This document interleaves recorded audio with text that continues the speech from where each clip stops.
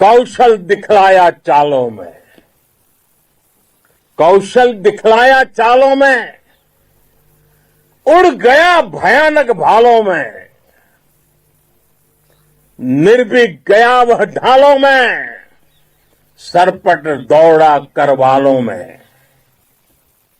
ये पंक्तियां महाराणा प्रताप के प्रसिद्ध घोड़े चेतक पर लिखी गई है, लेकिन ये पंक्तियां आज के आधुनिक भारतीय हथियारों पर भी फिट बैठती है। मेरे वीर साथियों, ऑपरेशन सिंदूर से आपने देश का आत्मबल बढ़ाया है, देश को एकता के सूत्र में बांधा है और आपने भारत की सीमाओं की रक्षा की है। भारत के स्वाभिमान को नई ऊंचाई दी है। साथियों,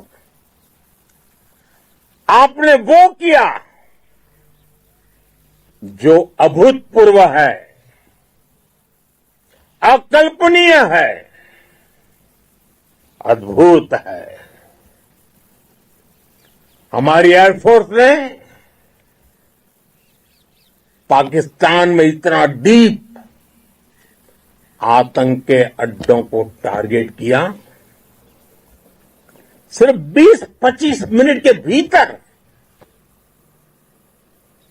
सीमा पार लक्ष्यों को भेदना, बिल्कुल पिन पॉइंटेड टारगेट्स को हिट करना, ये सिर्फ एक मॉडर्न टेक्नोलॉजी से लेस प्रोफेशनल फोर्स ही कर सकती है। आपकी स्पीड और प्रिसीजन इस लेवल की थी कि दुश्मन हक्का बक्का रह गया। उसको पता ही नहीं चला कि कब उसका सीना छलनी हो गया। साथियों, हमारा लक्ष्य पाकिस्तान के अंदर टेरर हेडक्वार्टर्स को हिट करने का था, आतंकियों को हिट करने का था, लेकिन पाकिस्तान ने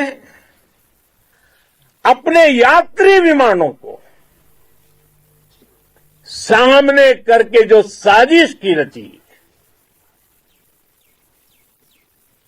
मैं कल्पना कर सकता हूं वो पल कितना कठिन होगा जब सिविलियन एयरक्राफ्ट दिख रहा है। और मुझे गर्व है, आपने बहुत सावधानी से, बहुत सतर्कता से सिविलियन एयरक्राफ्ट को नुकसान किए बिना कमाल करके दिखाया, उसका जवाब दे दिया आपने।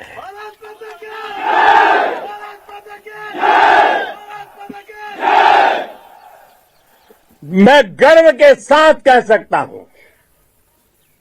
कि आप सभी अपने लक्ष्यों पर बिल्कुल खरे उतरे हैं। पाकिस्तान में आतंकी ठिकानों और उनके एयरबेस ही तबाह नहीं हुए, बल्कि उनके नापाक इरादे